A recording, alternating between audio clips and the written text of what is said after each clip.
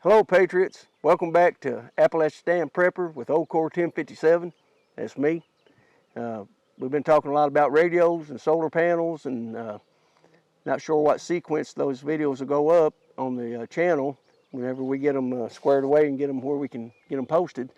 But the subject matter when you talk about electronics in the prepper world is the question becomes, do you or do you not need a Faraday cage? Well, what is a Faraday cage? You can look it up, read all you want to about it. Basically, it is a sealed metal container that you store your electronics in. Should there be a massive solar flare, such as the Carrington event was in, I believe it was 1850, or should there be an EMP of some nature, you know, some people say that's not a realistic concern. Some people say it's definitely something you need to take into account. I'm kind of down the middle on that. But the bottom line is you need somewhere to keep your gear anyway. So why not store it protected? So I watched many videos, read many articles, and everybody had a different take on it. But I wanted something I could access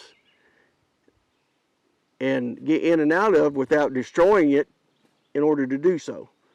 So what I come up with, and it's a little derivative of one guy did something similar to this, and I thought, well, that's not bad, but there's got to be a better way. So we're going to show you this video. We're going to have to move in here close and insert some footage for you. But basically, what you got your big old ammo can, whatever size will hold what you need. That is the ammo can you need to get. You know, they're all over the place. You probably got some already. So what you want to do is pop that lid. Now, if you look, get a shot of this seal here. If you look inside the lid, they all have big rubber gasket. That's a good thing. Just take a look at it, make sure it ain't dry rotted or whatever. But that's going to be an important part of what makes it work. Now, if you come up here and look, I have a sheet of aluminum that I have formed to the top of this ammo can, and the compression of the rubber gasket in the top of the ammo can pushes down on this aluminum and makes a complete sealed can that should be effective for Faraday cage purposes. Now, you're saying, well, gee, where'd you get that? Well, I went down to the local store and I bought the biggest turkey roasting pan I could find because it was fairly thick aluminum. It's workable. I form fitted it. I cut the edges off with the scissors. Be careful when you do that because the stuff's sharp, it'll cut you. But here's what you end up with. You can see that it does form all the way around this ammo can. Okay, so you saw how easy it was just to lift it off. You lift it off, what do we have inside? But a bunch more radios. Now the thing is, whatever you put inside of here, you have to protect it from touching the internal metal also. So don't throw your boxes away that your radios or your gear comes in. Put them back in it for storage purposes, and you're good to go. The one thing that makes this work that you do not want to overlook is if you see the very edge of this can. I didn't waste my time with sandpaper or a Dremel or nothing like that. I had an old piece of junk fixed blade knife, and I just sat down one day and scraped this whole edge down to bare metal. I didn't sand it. I didn't Dremel it. Take her for freaking ever. Don't do that. Just get your old piece of junk knife and scrape the paint off till you got silver all the way around. Form fit your aluminum lid. That used to be a turkey roasting pan. You know, they're not indestructible. If you ain't careful, you'll kink it up and have to make another one. So be a little bit gentle with it.